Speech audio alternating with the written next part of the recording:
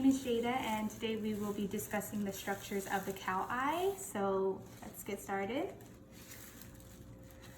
So first we have the cornea, which is the center portion of the eyeball right here. And then underneath it, we have the sclera. And then we have the optic nerve, which is located in the back. It would be located around here. And then we also have the extrinsic eye muscle, which is all of this area over here. So now we have the anterior chamber, which is all of this part over here. And then we have the pupil, which is in the very center.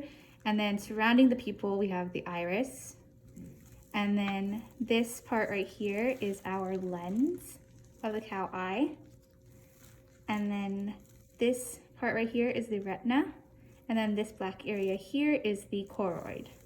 Now we are going to do the pupillary light reflex. So what happens to the diameter of the right pupil when you briefly shine the flashlight into the right eye? The diameter of the right pupil and the iris reduces to allow less light to pass through to the retina. And then through which structures, openings, and chambers of the eye does the light from the flashlight pass in order to reach the retina? That would be the cornea, the iris, the crystalline lens, the vitreous humor, and the retina. Which structures serve as the sensor and the effector in the pupillary light reflex? The retina would be the sensor and the effector would be the iris.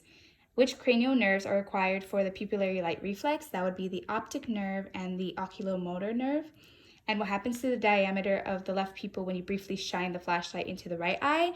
The lower iris shortens, causing the ciliary muscles to contract.